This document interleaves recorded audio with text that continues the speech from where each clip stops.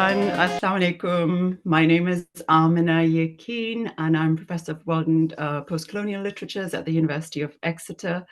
It's my great pleasure to welcome you to this roundtable discussion with Pakistani women publishers and as part of the Ananke Festival.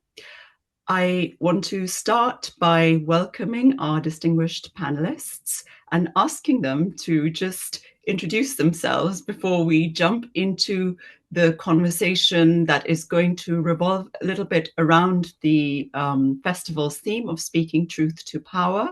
But before we do that, let's just start with Mehvash Amin, please. Hi.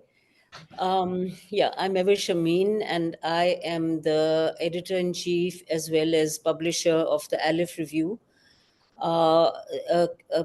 an anthology that I founded about 8 years ago. We have 9 years ago. We have 8 volumes of it. It's an anthology of various voices in literature and art. And we have a sort of ongoing website where we put up 4 fresh pieces every month. And as so my publishing house is called Broken Leg Publishing, and besides the Aleph Review anthology, of which I have 8 volumes, I have published 2 other titles. As well as that, I am a Pushcart nominated poet, and my poems have appeared in various books and journals abroad. Don't want to enumerate them just now. And I'm also a founder member of POPE, which is Pakistan Association of Publishers and Pakistani publishers and editors, right? And in that capacity, we also have done a project with Madeline Clements of Teesside University, where the Aleph Review has been part of a research project doing research on women publishers right from the beginning, from partition, and hopefully going to carry on. We've kind of also presented this at the Karachi Biennale. And the 3 active members of this research project are myself, Madeline, and Niloufar Farooq of the Karachi Biennale. And we hope to bring that together as a handbook. And also it's going to be linked to various websites, including the Aleph Review. And I'm a member of the Tawfiq Rafat Foundation as well. So that's it. Thank you, Mehvash. Wonderful to have you with us. I'll ask Mehr to... Hello, everyone. Thank you, Amina, for having me on part of this distinguished panel. I'm Mehr Husain. I'm the founder of Zuka Books. Zuka Books is Pakistan's cultural resistance in the form of the written word, pushing for more creative space in the literary sphere. It is a UN partner. I'm also columnist for UN Today, the international magazine read by diplomats globally. I also have Zuka Accessories, which is also part of the sustainability movement. With both of these, Zuka Books and Zuka Accessories, we're part of the UN Publishers Compact for Sustainability. And I'm also a sustainability representative for the Swarovski Foundation. Wonderful. Thank you so much, Mehr. Can I pass the baton on to Mina? Malik, please. I catch it. Assalamu alaikum. My name is Mina Malik. I'm a writer and a poet. I'm the co-founder of the People Press here in Lahore, where we publish Risala magazine, which is, I dare say right now, Pakistan's only bilingual literary magazine for young people. And we publish, other than Risala, we at the press focus on art and poetry publications and creating cultural spaces with the Salon series, where we have talks and lectures. I'm also the prose editor at the Aleph Review and a member of Poppy. So keeping it in the family with Mehvash. I'm delighted to be here. It's our pleasure to have you on board, Mina. And last but not least, one of our heavyweights on the panel, please, can I ask Amina Saiyid somebody who does not need an introduction, to introduce herself? Thank you, Amna, and lovely to be with all of you on this panel. Actually, I've been publishing for 35 years. And over the course, I mean, general books of general interest, as well as school textbooks. And I think if I add up, I've published about, thousands, 3,000 or 4,000 books over the decades. I've been the country head of Oxford University Press for 30 years, and I left it or retired in 2018. And then I started my own publishing company called Lightstone Publishers. And we'll talk about that later. I mean, the differences between working for a global. I also, now also I'm publishing books of general interest on, politics, but I'm delighted that I'm able to publish fiction, which I wasn't allowed earlier. So I'm also publishing fiction and school textbooks to keep us sustainable and to contribute to the education scene in Pakistan. In 2010, I started the Karachi Literature Festival. And that was the first time that such a literature festival was held in Pakistan. And the idea was that what I was hoping, that it should be a movement of literature festivals in Pakistan. So I was trying to create a model that other people could take to scale. And I'm delighted to say that it has spread across the country, and there are literature festivals being held in every town and city of Pakistan. And now I think, schools and colleges, universities are having their own literary festivals. After having organized about 10 Karachi literature festivals and 5 in Islamabad and 1 in London, I launched the Adab Festival in Karachi in 2019. And that is a little different in the sense that I have 2 or 3 every year. So I've had 9 other festivals, and I've had 1 in London. So that's my background. Thank you. I feel so honored to be a member of this roundtable, to be moderating this roundtable with all the history and the publishing sort of variety, as well as all the sort of aspects of publishing that all of you have covered. And it's such a wonderful thing to have this intergenerational conversation, I think, as well. So I'm really looking forward to this. So as moderator, my job is to talk as little as possible and to give you as much space as possible.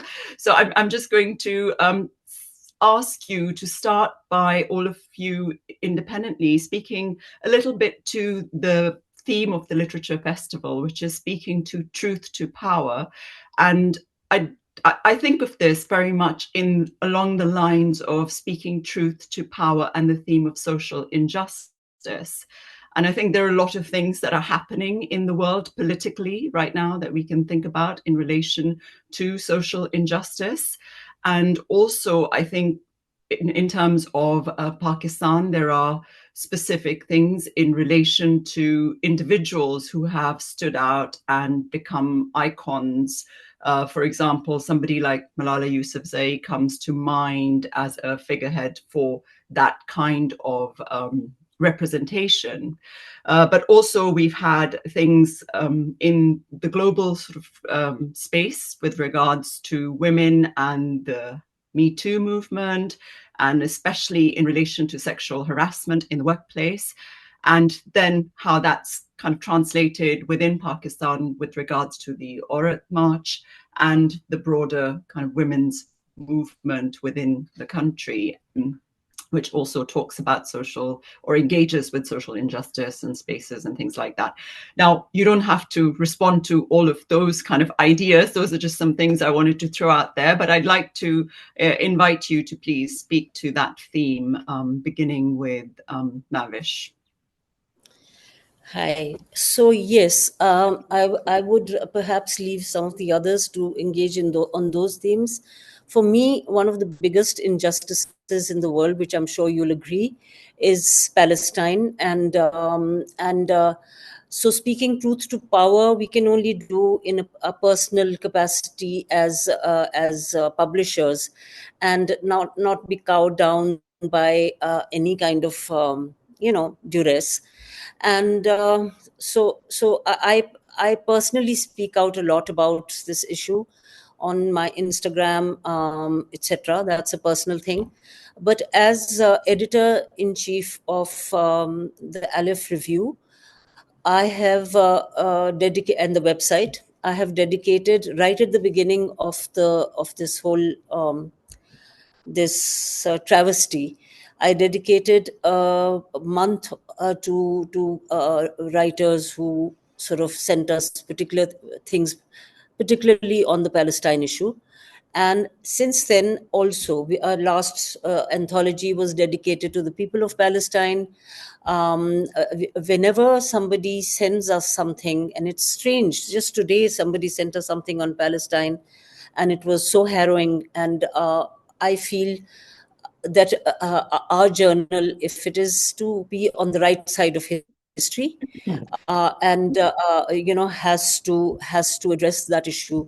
For me, that's the most overpowering and biggest issue in the world today. Also, what's happening in Pakistan is something that you cannot be silent about.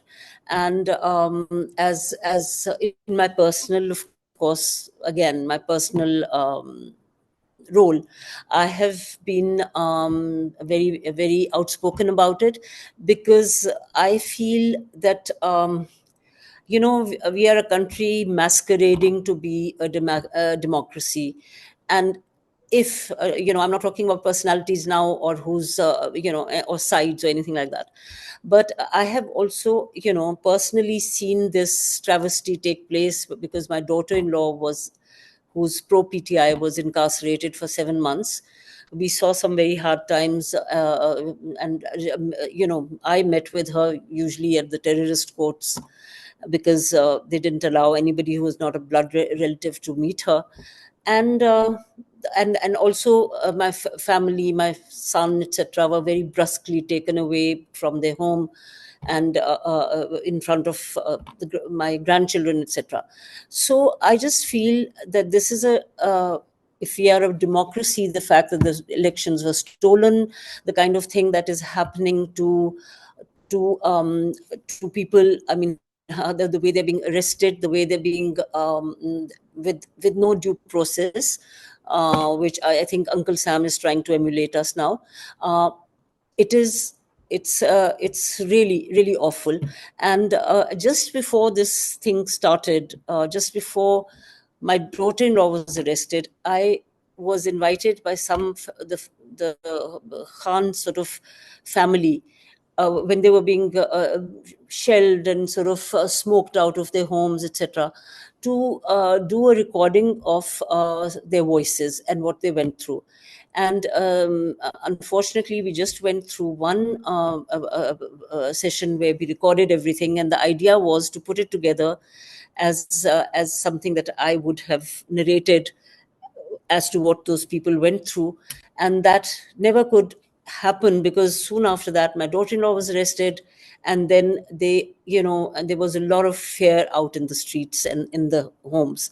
So my but if somebody were to give me something, I mean, to publish in the Aleph Review, I can only speak as a publisher, or as a publisher of other books also. I think I would not hesitate to publish it. And I can only speak on my behalf as a publisher of a certain journal. And of course, as for the other questions, I will leave it to others who know better. But Mina will attest to that we are, I mean, anyway, we're very woman heavy at the journal. We have a lot of women, and I think barely two men. And we always sort of give space to women who want to, and it's surprising how many women there are who have so much to say or want to address even issues of gender disparity, the male gaze, etc., etc. And we always give them space. So I won't go any further right now. But as editor in chief of the Aleph Review, as well as publisher of Broken Leg, I can only talk for myself in giving a lot of parity to and speaking truth to power as in that capacity. Thank you. Brilliant. Thank you, Mehvash. Lots of food for thought there. So I'll ask Mehr to share her thoughts with us, and we'll sort of go around. Yes, thank you, Amina. When it comes to speaking to truth to power, I don't see it as just one incident in which people need to react. I do strongly believe that in a post-colonial world, as females, women of color belonging to South Asia, belonging to a country like Pakistan, where we've not just seen injustice in recent times, but I'm sorry, we've seen injustice pre-partition, post-partition. So let's make that statement very clear. Right? I don't believe that activism can be selective. I don't believe that you can pick and choose when it suits you, when you decide to speak up for truth, and when you don't decide to speak up for the truth as per your convenience. This is very much a lived experience. I belong to a family that founded the Women's Action Forum. I belong to a family where women have not just spoken up within Pakistan, but outside of Pakistan as well. I belong to a region which sees continuously, even today, the worst sectarian violence in the region. And so for me, speaking truth to power is not just, it's not a decision. It is very much a way of living. And that has been apparent in how I live my life personally and professionally. I have been working as a journalist. I've been associated with the written word for for about 17 years now, and in various capacities as a reporter, as features editor, news editor, managing editor, and now publisher and author. And throughout, I feel I have written on areas, on issues where I do feel that truth needs to be upheld, not just within Pakistan, Amina. We have to recognize when it comes to the written word, it's a global thing. Censorship is not just a Pakistani problem. It is very much an international problem as well. And to blame other countries and not take responsibility for yourself, that's not a solution. You're enabling selectivism, and that's not going to help in the long run, right? So for me, when it comes to writing, when it comes to utilizing my pen as a sword, I don't see it necessarily as a sword. I most certainly see it as a means of opening up avenues. How can we connect? How can we collaborate? How can we come together to ensure that we tackle issues, societal, political, economic, in a way where contention is reduced, where contention is managed? You see, you can either spend your time firefighting, or you can turn around and say, right, you can continue doing what you're doing, but I will show an alternative. And that's essentially what Zuka Books is all about. When I never intended to be a publisher, by the way. I still don't want to be a publisher. I am longing for the day when I can hang up my publishing laurels and go back to what I'm doing, which is writing. But with Zuka Books, we've actively addressed many societal, in fact, taboo topics in a very creative way, because I think the previous model of consistently, writing or agitating or drawing room conversations as well, I think it's something that has failed. We now need to look at publishing as a way of how can we change our model? How can we work to ensure that we can continue to do what we're doing, but in a more creative manner? So, for example, we did Pakistan's first graphic novel. In that, if you look at the topics, in that, if you see the issues that are being addressed, they're done in a very creative way. And they're done with that, free of any lens, whether it's feminism, whether it's addressing the patriarchy, whether it's fighting misogyny, whether it's political, economic, social. I do believe in utilizing the written word in ways where creativity is amplified, where collaborations are made for a greater cause than just, advancing your network, frankly speaking. So as a publishing house, when it comes to speaking the truth to power, in my personal capacity as a reporter, I've written on atrocities all over the world. I will continue to do so. When it came to Palestine, we are the only publishing house in the world to have issued an anthology, which was sent out to human rights organizations all over. None of them responded, and that's fine. I'm not sitting here to look for validation from anyone. I'm not interested in that because I will continue to do my work the way I have always done it, through a creative way. But the idea was very much about ensuring that we put together something in a creative format in which avenues are created for greater expression. I think for far too long, we've been focusing on things like, oh, well, we don't have libraries. Oh, well, the state isn't going to help us. All right, fine. We know this. We know this globally. We know this in a Pakistani context. What are we going to do about it? Right? So I do think that when it comes to speaking truth to power, it is very much linked with a sense of justice that has to go beyond your personal sphere. I cannot sit here and talk about the written word while knowing that there are female writers silenced in Balochistan, or that there are girls in KP who want to go to school but have been denied the basic alphabet, or even across the border. I mean, what's happening in Kashmir, in India, Sri Lanka, Bangladesh, the UK, Palestine, all of these areas. If you are associated with the written word, and if you are a person of privilege, such as myself, and you have the ability to amplify your voice, then it has to be for a greater cause. And that cause goes beyond how it serves me. So for me, I wouldn't say it's even a crusade. It's very much it's a way of living. That's what it is.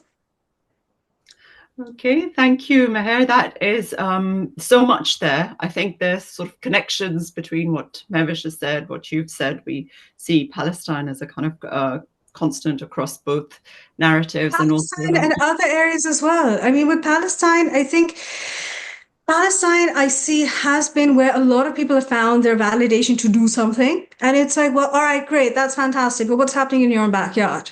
Do you want to address that? That's true. No less. But there have been several genocides in Pakistan. You spoke about Balochistan, and we'll return to that later. But I'm going to invite Mina to say her piece.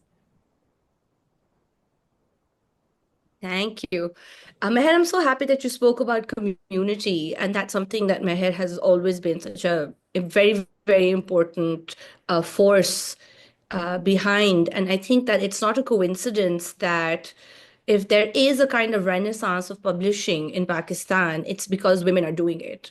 And I think that we are very mindfully creating community which is inclusive, which is thoughtful, which and which has an ethos. If you're in publishing on this small level that all of us are in Pakistan, you're not in it to make the money. So then surely there has to be a philosophy behind it. There has to be a conviction and a commitment to the arts and to literature, which I think all of us share. At the People Press, we work a lot with young people.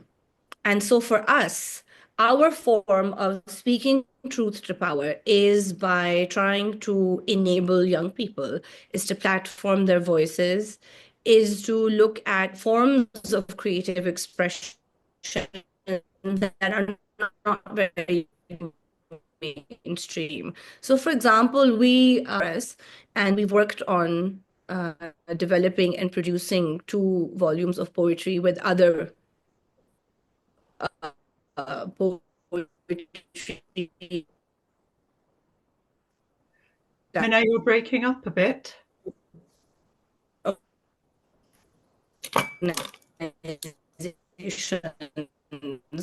the last year. Risala is a platform for children. The point is to publish work with kids. Many kids have a platform. I am my internet. We run a wonderful program for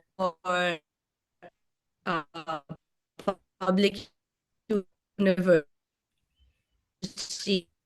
Mina, I wonder if we pause you for a minute because we're not getting which again is students, writers. Is it still breaking?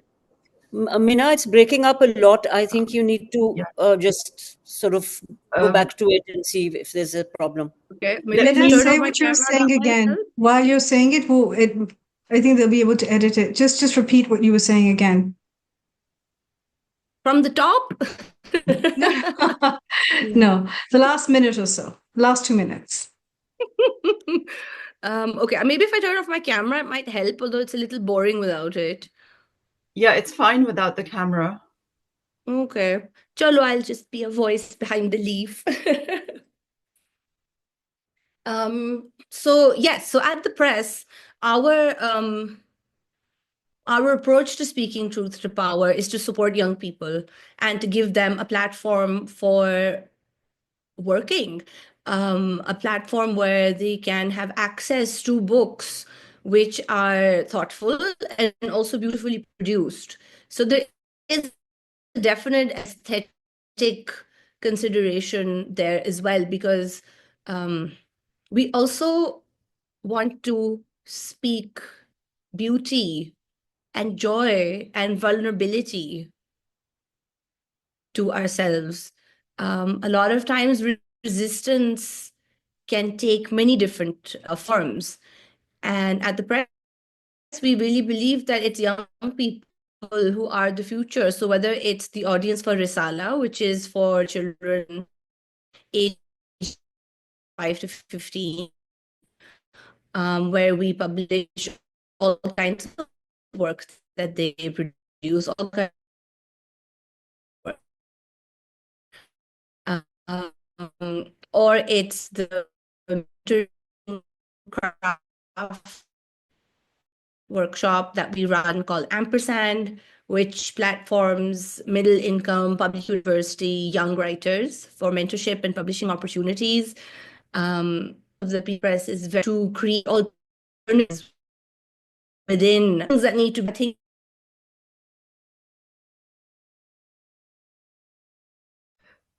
Okay. You can't be heard at all, Mina.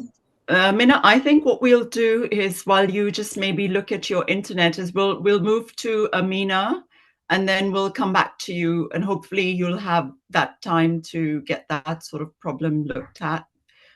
So Amina, I'm sorry we've got a bit interrupted with Mina's connection there, but hopefully she can get it restored.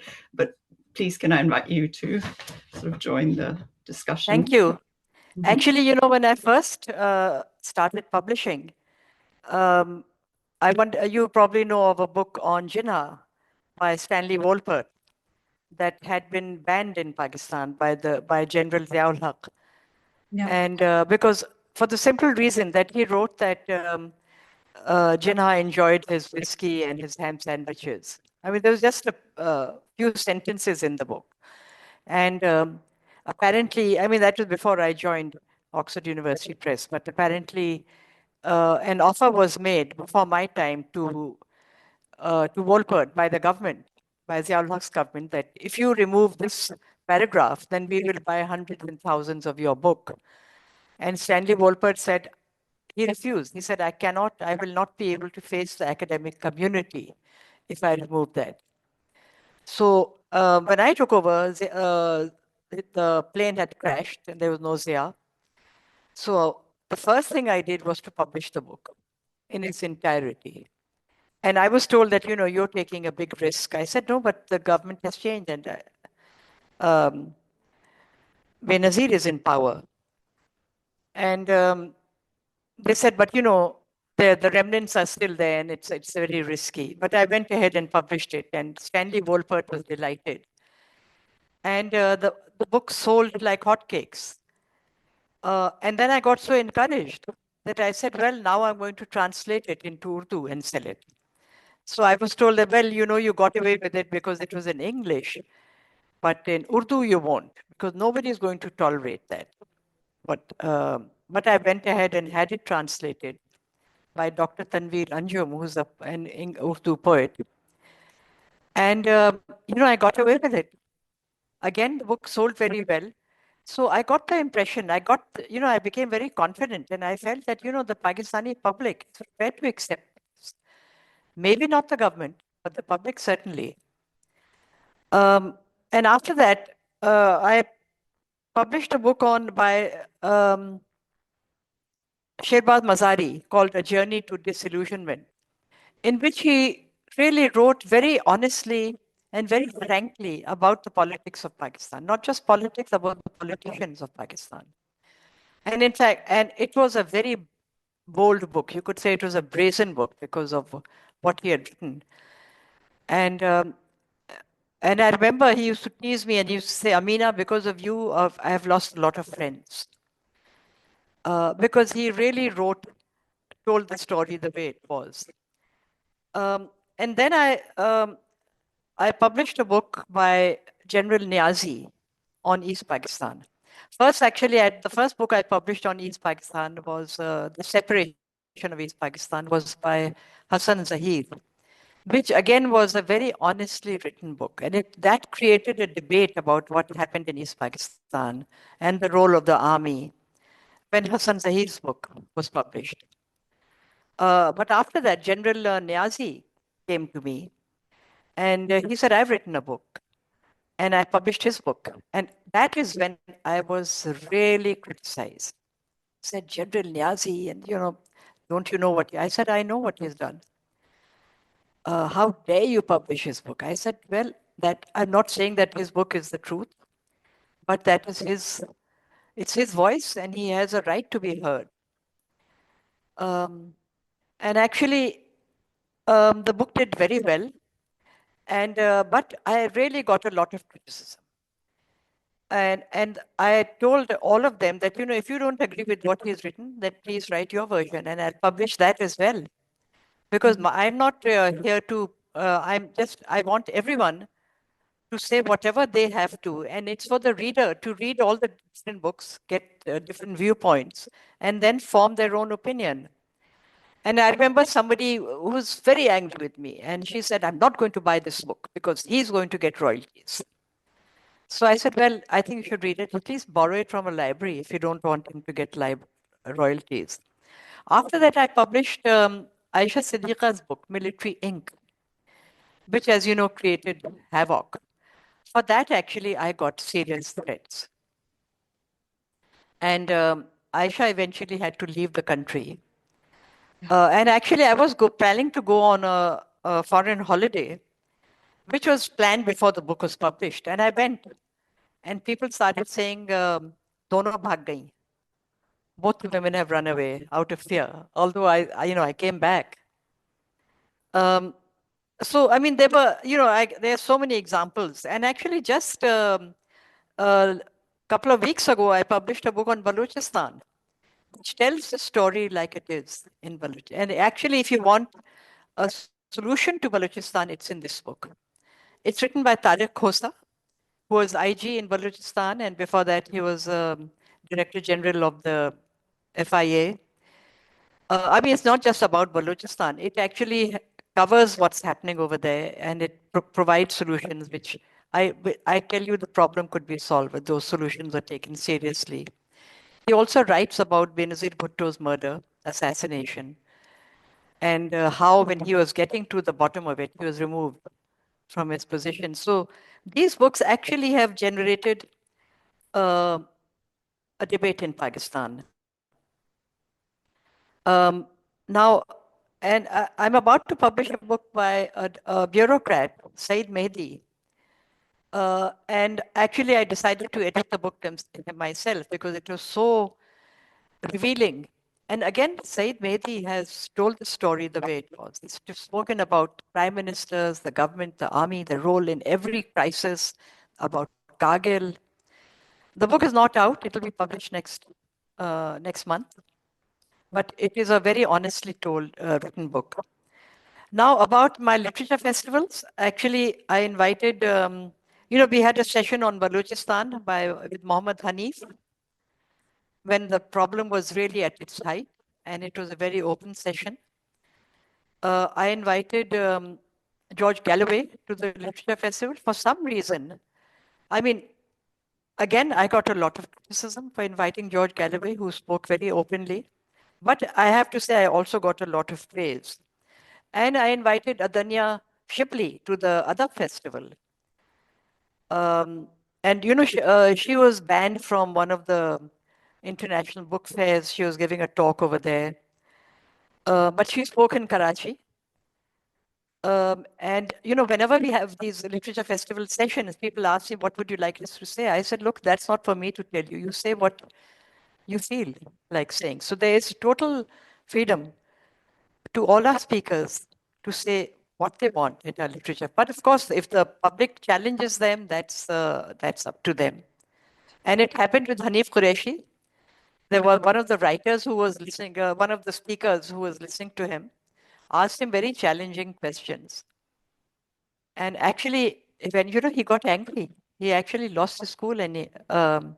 But again, the audience was free to challenge writers and ask them whatever they feel like. I think I've gone over my time. Thank you, Amina. We are all sort of ears listening to the inside backstories that you have to tell us, and I hope that there is a biography planned somewhere along the lines where we listen to these stories. Because and I think what you've said there, in a way, takes me into the second question, which most of you have touched on already, which is the question of censorship and literary production in Pakistan. What are the challenges and how you get around them? And Amina, you spoke about, you know, for example, starting the Wolpert book. And I suppose I would just invite all of you to respond to that with a specific example. I know, Amina, you've already given us examples, so you might not want to sort of think of that, but you know, there's a book that's close to your heart that you've really stood by, and then just the production process. You know, what happens to the production process where you've had intervention and, you know, you've approved everything, the editorial process has gone through, and the book is ready for production. Like, what happens if something goes wrong at that stage? What are the different possibilities in your experiences as publishers that where things can be, where you can have intervention from different places, and how do you manage it? So I don't know, like because Amina just ended now, like Mehr, would you like to start with that one? Could I just say something briefly? Sure, Mehr. Mehvash. Okay. Because I'll be brief, because you know, we have had. I was just you know, talking about my other two titles. It just so happens that I am. There's a aura of government, kind of a citadel of government censorship, or around me, not directly on me. So I talked about my daughter-in-law. On the other hand, the other two titles that I published, one of them, the author, also has been banned from, he's a British citizen, but has been banned from coming to Pakistan for political reasons. So, you know, I had arranged a meeting for him. I had arranged a session for him at the Lahore Festival, Literature Festival. His book was printed and everything was done. And we were all good to go with the session. And he called at the last minute and said that he won't be able to make it because he's been also placed on, you know, the opposite of the exit control list, which my daughter-in-law is on. He can't come into Pakistan for political reasons, and again to do with the political reasons in this country. And of course, having said that, having talked about the politics of today, of course, everybody recognizes what's going on in Balochistan. I have, you know, interviewed, you know, the people who were in the Balochistan insurgency, that has been published, etc. So we are all quite aware of what's going on since the beginning. And so just to name a little example, I interviewed Shahid Hamid when he came out with his book. And I asked him a question about, you know, will you apologize to, he talked about being in the corridors of power. So I asked him, you were in the corridors of power, but did anybody ever think of apologizing to East Pakistan for the atrocities that were committed there? And you know, so Mehr, I wanted to say we are all very aware of course, all the since the beginning of Pakistan, there have been problems, starting from even including Bhutto and everybody. So, we have to tread very carefully. And I think after what Amina has said, we have relatively little less to sort of maybe talk about as far as censorship is concerned. But it is kind of, we are kind of surrounded by a citadel of government censure. That's all I would like to say. I think that citadel affects everyone working in the arts, not just personal families. I do. I agree with you. But that's what I mean by we. I meant not personal families, but everybody working in the arts. All of us publishers, all of us Yeah. writers and authors. Everybody. Yeah, but I think I tend to sort of take censorship beyond than just being silenced. I mean, I have personally seen censorship throughout my career. I still remember during Musharraf's state of emergency, when Benazir had died. I remember taking out the issue for the Friday Times. Then it was just the publisher, Jugnu Mohsen, and myself in the office, and that is probably one of the most harrowing experiences ever, because there was no team. We were not allowed to enter our offices for fear of what we would have to say about what had happened to Benazir. I remember even during other governments, whether it was PTI or the PMLN, censorship has always been part of the Pakistani makeup, unfortunately, and it will continue to be part of the Pakistani makeup. There's absolutely no denying it. And that is not just a Pakistani problem. We've seen how in this recent genocide, how the media has been covering Palestine, how they've been framing it. But what I think does matter in the context of Pakistan, and this matters greatly to me, is what about those voices that have never been enabled? There will always be pressure. There will always be the fight for freedom of expression. And we're all in it together. But for me, censorship goes beyond just fighting for freedom of expression for those who have systemically been silenced. But what about those who never really get the opportunity? Let's not forget that all of us here, we come from privilege, we come from entitled backgrounds, and that enables us to do what we do. But what about those who've been denied a chance completely by social, political, economic structures of which we very much are a part of? So, for example, this is fantastic. And a few years ago, the team from Chloe, as in the brand Chloe itself, had come down to Pakistan without any of us knowing. And by us, I don't just mean publishers, I also mean the fashion industry, the craft industry, and the government itself, flew down to meet with the lady of that particular NGO. Now, this in itself is an incredible story about how censorship has to extend to those who simply have never had a chance. And what happened was that they ended up working with Afghan refugees in a refugee camp that I don't think any of us really know about because, well, they've never been given a chance to have their say. And what came out of that collaboration was a handbag that went global. Now, I know anyone would say, oh, well, just another designer bag. But no, it wasn't about that. It was about amplifying the voices of those Afghan refugee women who are very much Pakistani. It was about saying that, all right, fine, if they don't get to say, then we'll do it in another creative way, which is through the embroidery that they had done on those handbags, right? So when we're talking censorship, for me, personally and professionally, it goes beyond just the written word. It is about understanding that there are other languages that may not necessarily be, and I'm very cognizant of the fact that I am a product of the British education system. I grew up there, I went to school there, I went to university there. So that is why I speak the way I do and why I think the way I do. But that also means that I have to go beyond traditional definitions and recognize that there are other languages out there. I may speak Punjabi, I may even speak Saraiki, but that is not enough. And I think in censorship in Pakistan, that's what we try to do at Zuka Books. We try to enable creative forms of expression. That is what my role is, enabling others to come forward and tell their stories in ways that they feel are necessary. Whether it be art, craft, embroidery, regional languages, I do think the fight for censorship has to go beyond just us agitating, just us saying that this is wrong because it's affecting us or it's affecting those around us, or it's about enabling a new system. You have to look at it through the lens of inclusivity. You have to understand that your role is one of enablement. And then when you get into it, it's a whole different universe altogether. And it's absolutely magnificent. I cannot even begin to deny the enrichment that has been added to my work by seeing these different languages, these different forms of expression. It's just incredible.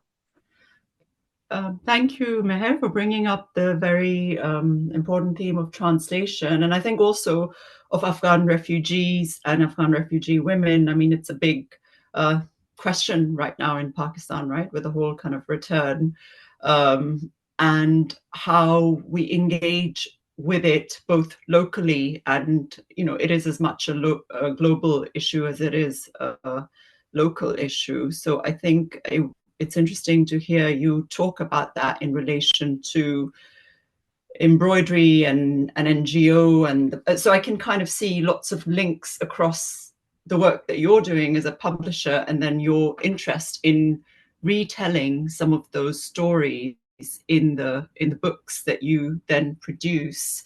So I was just wondering, like, can you speak of a title from Zuka Books that would that's maybe one of your favorites or that kind of connects with that theme? And also then who are the audiences that you are able to reach out to as a result? Because we're also operating, I mean, I haven't talked about literacy within Pakistan and also readership, you know, in terms of those are the questions you must think of as publishers.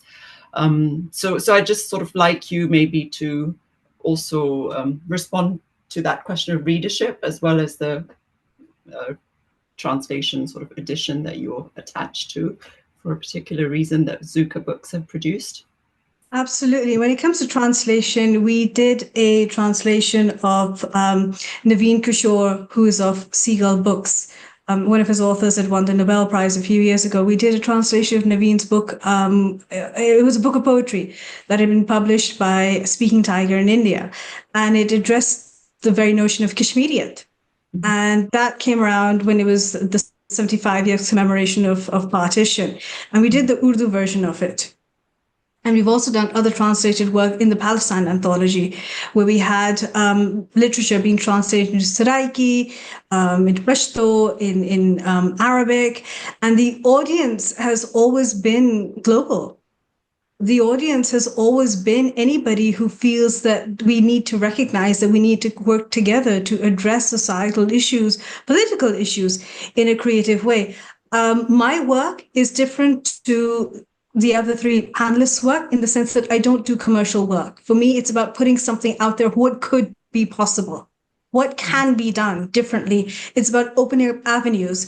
And I think that's why, even though we do limited publishing because of my pledge for sustainability, I don't see my work as necessarily being something that has to make a profit, which is fine. There's absolutely nothing wrong with making a profit. That is how the world works as well.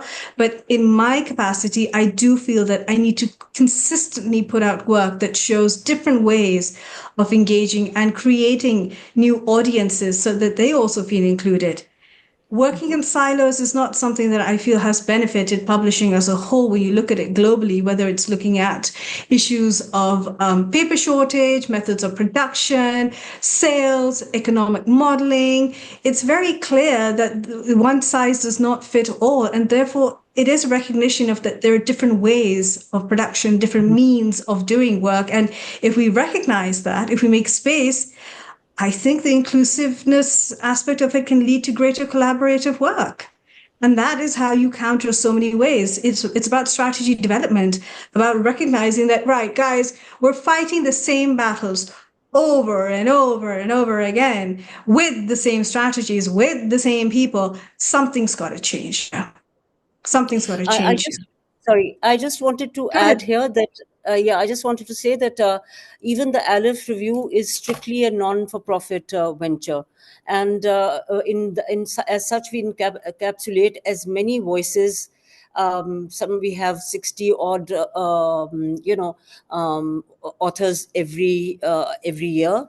Plus, with the website that goes to God knows how many. So it's a totally not for profit. We don't even try to keep. I don't try to keep any profit from this venture, because the idea is to give a voice to those who wish to express themselves, maybe are not able to, and to give them a voice, which is now getting more and more contributors from abroad, who themselves are finding Aleph Review and coming in with their stories, and some of them are always, I mean, most of them are, that is clear. I mean, a good writer will, if they've come from an area which has any kind of authoritarianism, will question, I mean, will question the authority and will hold her truth to power. So just wanted to say that we are also non-profit. Okay, thank you. I think all of you are independents now, independent publishers, as far as I understand. So, and I'm really interested in sort of the sustainability part and the costs and all of those things as I teach publishing. So those things interest me as students also ask questions about them. But I'm also conscious of time, and I can see that Mina is back with us. I'm sorry, Mina, I didn't realize you were back with us. So I would like to invite you back into the conversation and ask you to respond to the things that we've been talking about: censorship, speaking truth to power, and any of the kind of conversation that you've sort of got back into at the moment. Sorry, it's a tall order, but hopefully your sound is sort of back on and we can hear you. So please, fingers crossed. Yeah. So Mina, do I dare descend the stairs? Yeah. So you were cutting up a little bit for me. So could you just repeat the question? I just said just pick up where you left off, and if there's anything that you want to say about censorship or some of the other conversation that's been happening, if you've caught it. So at the moment, the People Press is small, and we haven't published as much as, for example, Mehr has or Ameena ji has. But I will say that working with young people is a particularly refreshing and exciting thing to do. And because we focus on poetry and we're looking at and mentoring opportunities, so I don't want to invite undue scrutiny at this point. But I do find a particular pleasure in the fact that historically in Pakistan, poetry has always been used for revolution. And we found ways to fly under the radar. And the work that young people are producing right now is brilliant. And we feel very lucky to be able to play a part in platforming that voice. And I think that the fact that all of us are independents and all of us are not extremely profit driven, well, of course, it would be lovely to make a bit of money, is that we're also freer than the larger publishing imprint, which have historically even self-censored for us. Okay. Mina, we're Can't starting hear her again. I'm sorry. So we'll sort of just have to stop with Mina there. I really wanted her to talk a little bit about her.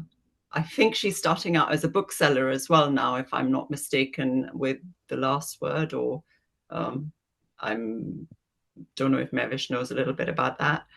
I don't think if she is, I don't know about it, but I do know Mehr is the one who's kind of taken over The Last Word in the day-to-day operations.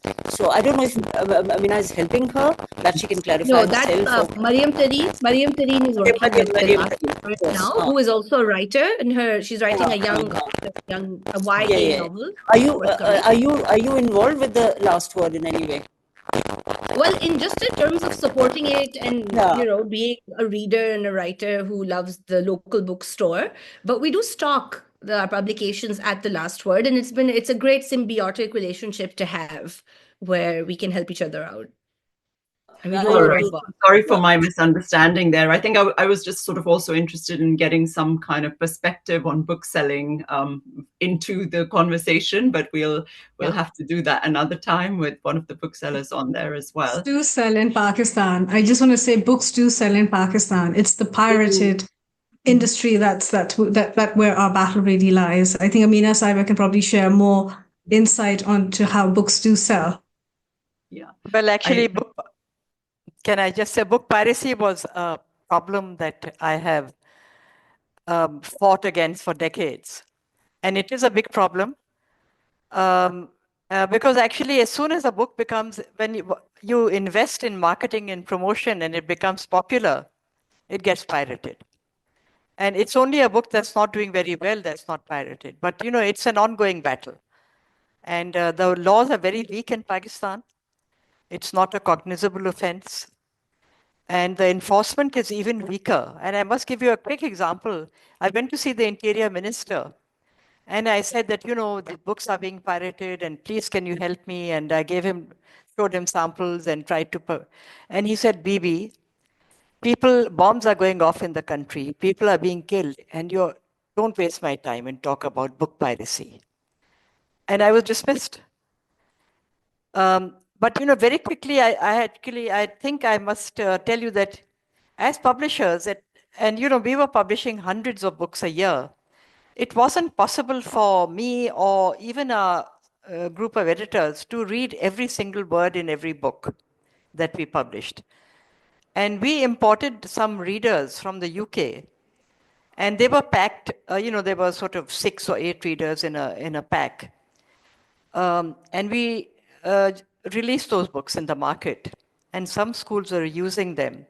And one of the readers in one of the packs had something about that offended religious sensitivities.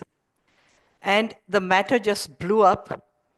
And there was my car was parked in front of my office. I wasn't there, thank God, in the car. I was traveling. Can you hear me? Yeah, I can. I was just going to add to what you're saying is that this is part of when you were at Oxford University Press, right? That's right, yes. And a chap with a beard drove past, stopped in front, and sort of climbed on the gate and threw a grenade at my car. And it fell beneath the car and went through the car, destroying it.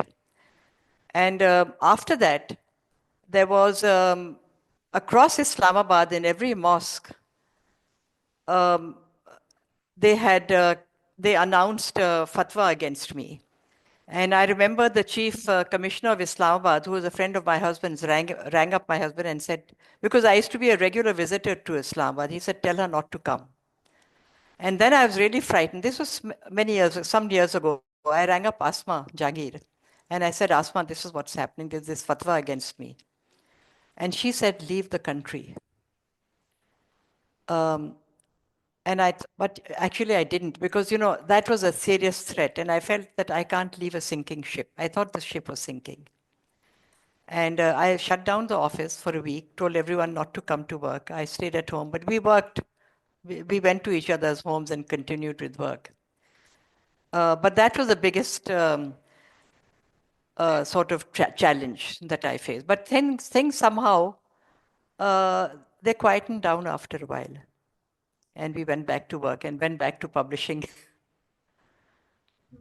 That's an amazing story of survival and the challenges of publishing in Pakistan. And I think, Amina, your journey is so rich because you've got that experience of being with a commercial publisher and now sort of doing your own publishing under Lightstone, and as well as the kind of, I think, things you've done with literature festivals where you've really created audiences for the books in different cities, because Karachi Literary Festival, am I right in understanding it was also sort of together with Islamabad or had some connection with the Islamabad Literature Festival? Absolutely. And you used to do this with the wonderful Asif Farooqi, who is no longer with us, but and I know you had there was an interesting experience with Oxford as well. I don't know how sort of you feel about sharing that or anything of your the leadership that you've provided for those sorts of things, and then adjustments that you've had to made, that you may have had to make as a result of sort of stepping on people's toes or not quite sort of doing what others may have wanted.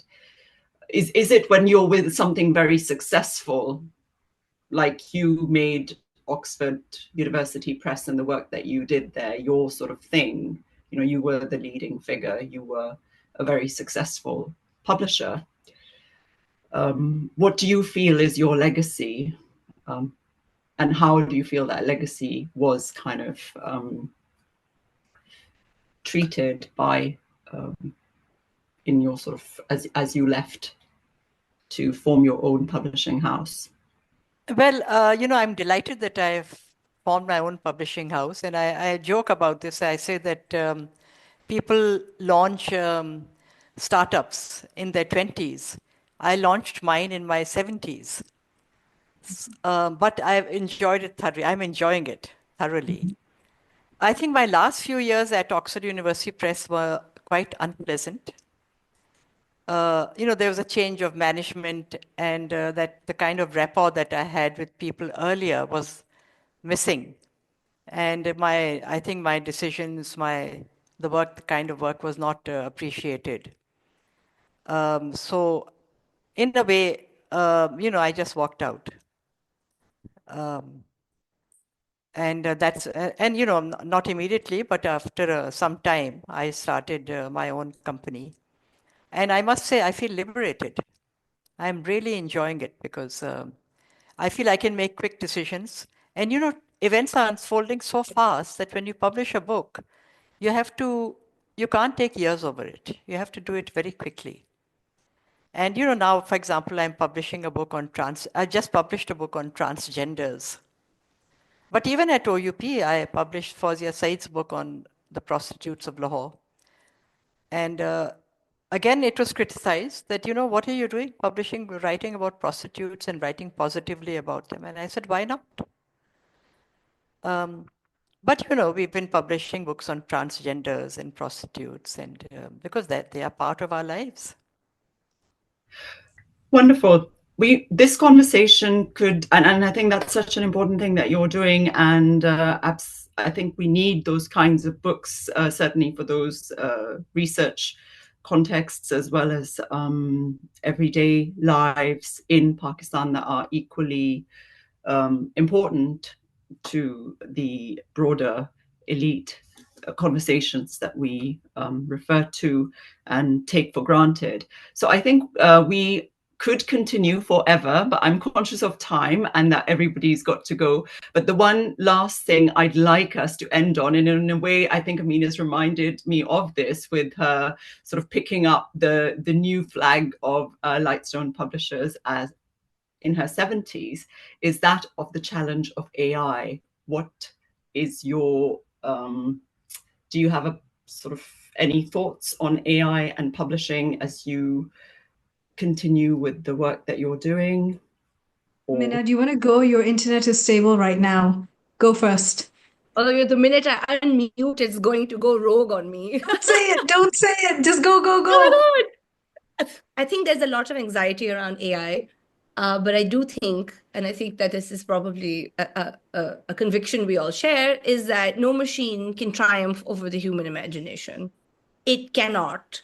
And that's just it. I do feel a little dismayed by young people who are using a lot of AI in their writing and in their academic work and things. But at the same time, perhaps it's a moment that they need to come full circle. We didn't grow up with that kind of technology, so maybe they'll sort of find their way back. But I think now more than ever, it's so important for our publishers to keep on at it, because we're the ones who are producing the examples of the human imagination that we all need to hold on to going forward. Thanks, Mina. Anybody who wants to go? I just know that I am harassed at every turn when I put on YouTube or whatever, I follow this architectural program, that you're behind the times, you're not learning AI. There's a particular ad that chases me all over the countryside. And quite frankly, I feel the same as Mina. I mean, I'm sure it's a great tool to help with writing for students, etc. But at this point, does it have the imagination of a human being? I don't know.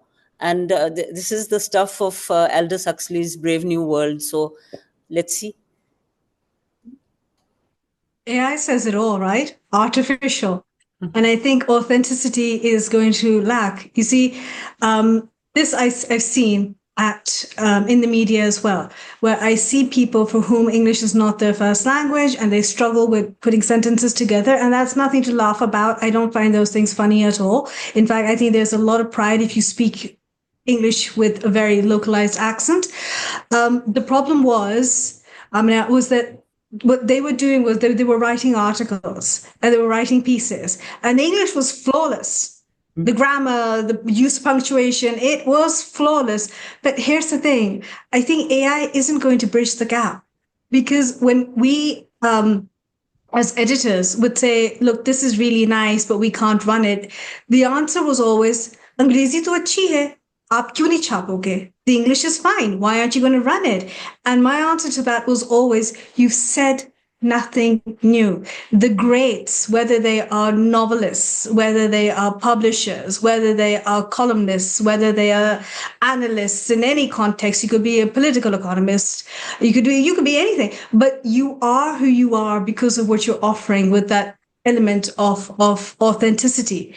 And that's where I think the problem is, even with young writers. And I have received manuscripts which have flawless English, and I think, well, this is making my job as an editor really easy.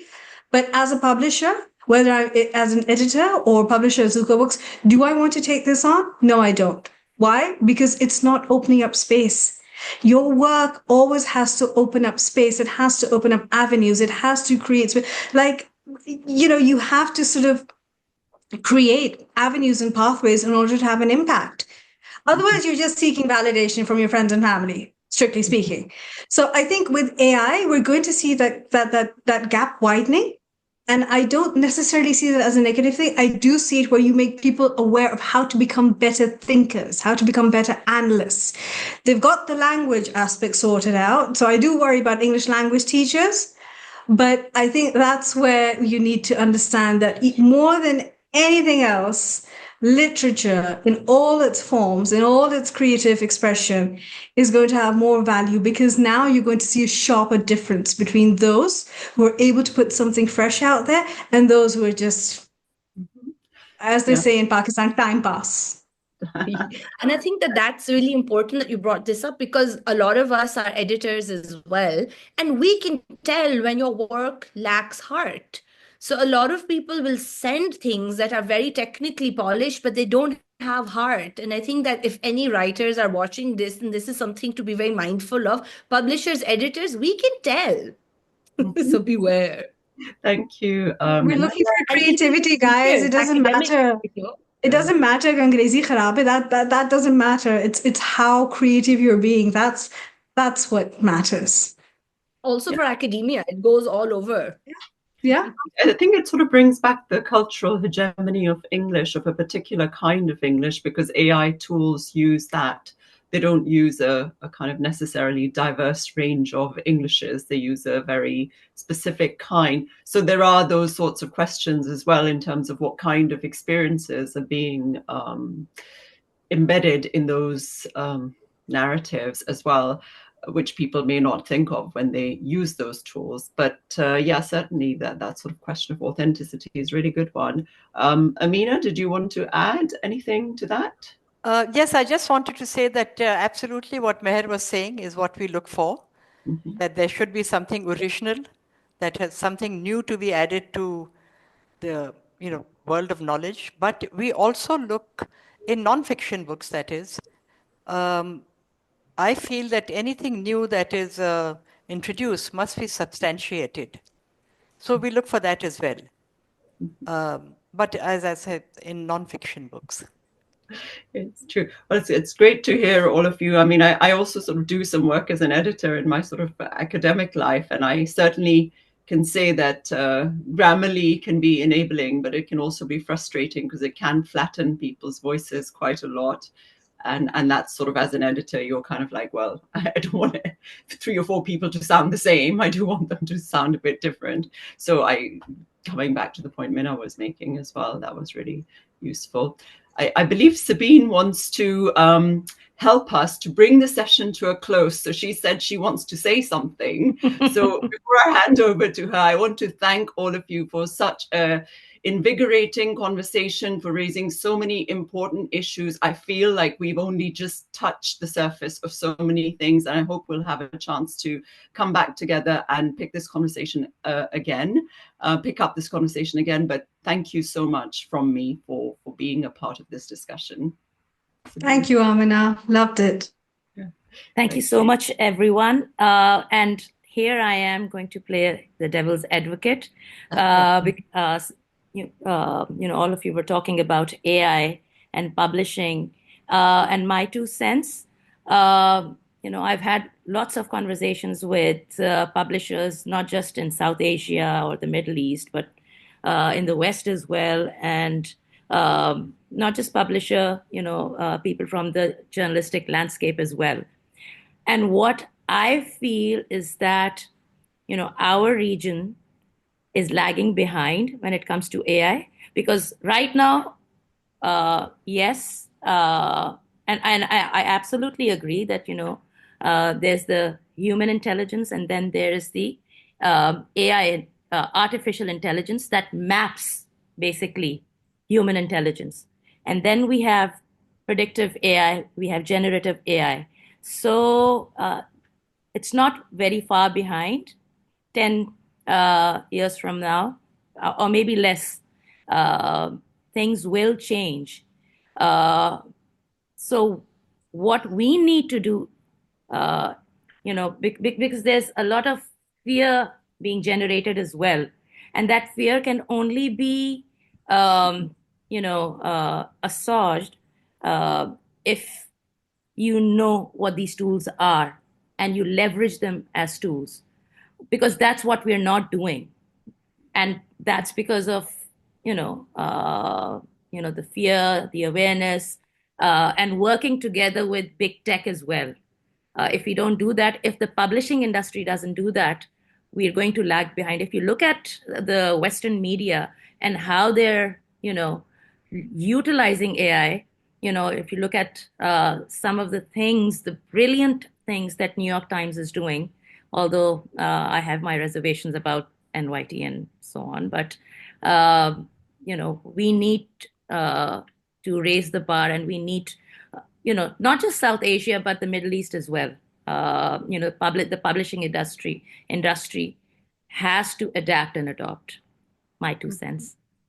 And no, thank you, Sabine. I think that's a very useful point, and I think I agree with you. I think the problem with generative AI right now is the inaccuracies that it has, and I think there is a lot of suspicion. I mean, I'm not sort of reproducing a Donald Trump narrative about false news and false truths out there and things like that, but I think there is a real suspicion of what we see out there. So I think publishers do, I agree with you, have a really can play quite a significant role in the way that information gathering and information is published in the new world that we're in, and how that is done with using AI as a tool rather than something that you just, because you can ask generative AI to do a lot of things for you, ChatGPT, but a lot of the times it gets things horribly wrong as well. So it does require that sort of different levels of engagement and different levels of specialization to do it. So the fear factor is something that's not necessary, but I think it's also being sort of thrown at us quite aggressively. So every time you Google something, your AI feature comes up first, and you're just like, it's already information is already being sort of embedded in your mind that you don't want to read. So it's quite interesting. Like I was reading Generation Z, I think it was saying, being resistant to that. But anyway, I think there are so many things here, again, to sort of just end on that all the publishers in this roundtable have touched on. I think things that are happening in Pakistan, the kind of voices, the amplifying of conversations that we need to have about Balochistan, about Afghanistan. And yes, we are having conversations about Palestine, which are very important as well. But how do we integrate them and bring them together in sort of meaningful ways is something I think that all of you are doing. And it's, I think I look forward to the broader sort of publishing dissemination that you have beyond just, I think, the book, because all of you are doing, I mean, I think Mehr spoke a little bit about the, I've forgotten the book, I think it was the digital, no, sorry, the graphic novel, maybe. And I think that in a sense is a kind of form that's been a little bit troubled over the years, and it not always gets picked up as much. There it is. But I think it's got a quote. I think it's got a quote by Mina on the cover as well. So that's collaboration there. Yes, I blurbed it. And we do a lot of graphic stories. Kids send us a lot of graphic stories for Risala. So now every issue now, we're on our 6th. And there's always also in the Alif review, we've printed several graphic stories, you know, and like several. And that's really exciting. I think it's a very exciting thing to be into. Excellent. So that's you know, I think you all can be at the heart of the revival of the kind of graphic text novel form. So thank you once again from me, and thank you to Sabine as well and to Ananke for giving us this platform to have this conversation. So thank you for being a wonderful moderator. No, Bye.